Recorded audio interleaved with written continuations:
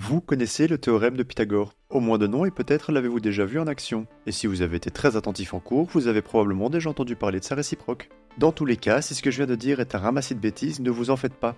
L'objectif même de cette vidéo est de faire en sorte que ça change et que d'ici quelques minutes vous n'entendiez plus ce nom en imaginant un nuage brumeux difforme dans votre esprit. J'ai bien conscience que certains vont regarder cette vidéo pour prendre de l'avance sur le cours et que d'autres la regarderont pour réviser l'examen. Peut-être sur un malentendu, un ingénieur spécialisé en construction de fusées passera par là aussi, donc pour que tout le monde parte sur un même pied d'égalité. Pythagore de Samos est né aux alentours de 580 avant Jésus-Christ. À Samos, en Grèce donc. Oui, parce que dans l'Antiquité, les gens étaient souvent connus par un seul nom, et Pythagore est le nom par lequel ce mec est connu dans l'histoire. En dehors de ça, on ne sait pas grand-chose à son sujet. Il aurait passé pas mal de temps à voyager pour découvrir le monde, parce que de base, ce n'est pas le genre de mec qui passe son temps à s'ennuyer devant la console. Non, ce mec était un génie. C'était le genre de personne à qui tu pouvais donner un bambou et 4 roseaux, et il t'en aurait fait une ogive nucléaire en retour. Il était mathématicien, savant, astronome et philosophe, il savait tout faire. Je ne sais pas si tu te rends compte de l'importance du théorème que tu vas apprendre aujourd'hui, mais il a posé les bases de l'ingénierie et de la physique moderne, parce que ce théorème, tu le retrouves partout. Ce ne sera pas nécessaire de faire une liste exhaustive des domaines qui ont été touchés par le théorème de Pythagore, parce que très franchement, on en aurait jusqu'à demain. On va plutôt passer au vif du sujet. Maintenant que je t'ai présenté le GOAT absolu des maths, on va parler un peu de ce qu'il a découvert. Et crois-moi, ce théorème est aussi simple qu'important. Alors je vais peut-être te décevoir en te disant que ce théorème à lui seul ne te permettra pas de faire décoller un satellite, mais si c'est ton objectif dans la vie, sache que tu en auras besoin sans l'ombre d'un doute. Nous, on va se concentrer sur ce qu'il dit directement. Dans tout triangle rectangle, le carré de l'hypoténuse est égal à la somme du carré des deux autres côtés. Le bruit que tu viens d'entendre, c'est un défibrillateur. J'ai sérieusement senti que la phrase précédente t'avait fait flancher, mais détends-toi. Je t'ai promis que ce théorème était simple, et il l'est. On va repasser dessus pour expliquer mot par mot ce que ça signifie. On commence par le début. Dans tout triangle rectangle, ça c'est relativement clair. Un triangle rectangle, c'est ça. C'est un triangle qui a un angle droit. En gros, c'est un angle qui est à 90 degrés. Ce début de phrase nous indique que le théorème n'est valide que dans ce genre de triangle.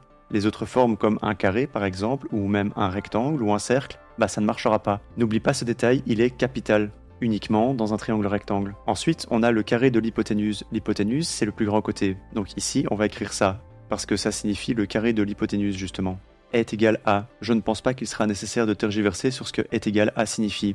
J'ajoute mon signe égal. La somme, je vais ajouter un signe plus parce qu'on parle d'une somme et que la somme, c'est une addition. Du carré des deux autres côtés. Ici, je vais ajouter le carré des deux autres côtés. Ça veut dire que je vais prendre chacun des deux autres côtés et les élever au carré, mais surtout les placer de part et d'autre du signe plus. Parce que pour rappel, on parlait bien d'une somme. Et c'est tout. Pour la faire courte, le théorème de Pythagore est en réalité une formule mathématique qui se traduit comme on l'a fait ensemble. Sauf que ce truc qu'on a fait ensemble, là, le hypoténuse au carré égale côté 1 au carré plus côté 2 au carré, c'est quand même bien moche. Donc on peut le rendre un peu plus joli comme ceci. A carré égale B carré plus C carré. Dans cette nouvelle formule, je n'ai fait que renommer l'hypoténuse, le côté 1 et le côté 2, respectivement en A, B et C. Dans l'exemple que je te donne maintenant, A doit être l'hypoténuse, B et C doivent être les deux autres côtés parce que c'est bien l'hypoténuse au carré qui est égale à la somme du carré des deux autres côtés. Aussi, je sais que j'insiste dessus, mais n'oublie pas que cette formule n'est valide que dans un triangle rectangle. Et des triangles rectangles, on peut en créer dans des milliers de situations différentes. Pas d'inquiétude, on va en parcourir un max dans des vidéos exercices. Génial. Tu veux un exemple? Écoute, je vais même t'en donner deux parce que je t'aime bien. D'abord, on va faire un truc tout con. Ici, tu as un triangle rectangle et moi je te demande de me donner la longueur du plus long côté. En gros, je te demande de me donner la longueur de son hypoténuse. Tu te doutes bien que comme ça, sans donner, tu n'arriveras à rien. Donc pars du principe que le côté du bas mesure 4 cm et le côté à gauche mesure 3 cm.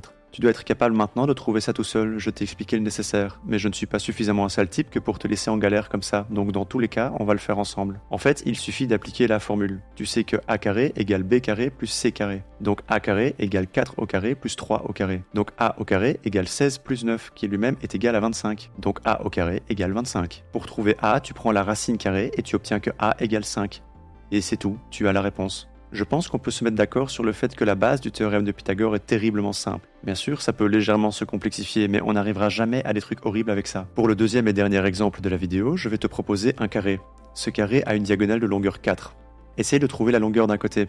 Celui-ci sera légèrement plus complexe. Encore une fois, pas de souci, dans tous les cas, je vais t'aider à le faire. On peut voir en traçant la diagonale de notre carré que ce dernier est divisé en deux triangles rectangles. L'hypoténuse de chacun d'eux vaut donc 4 et on sait que tous les côtés ont la même longueur. Moi, je vais arbitrairement travailler avec le triangle rectangle du dessus. De toute manière, c'est le même que celui d'en dessous, mais inversé. Donc si toi, tu préfères travailler avec le triangle rectangle d'en dessous, tu peux, il n'y a aucun problème. Bref, on peut à nouveau sortir notre super formule A carré égale B carré plus C carré. Moi, je ne sais pas ce que vaut B et je ne sais pas ce que vaut C. Par contre, je sais qu'ils ont la même longueur. Donc je peux simplifier cette formule de la façon suivante. A carré égale 2B carré.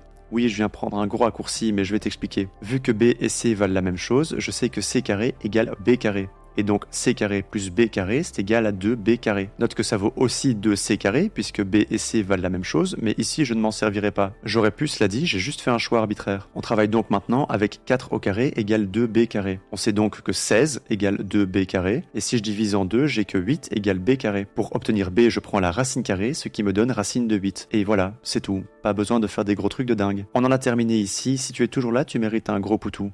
Du coup, bisous, à plus.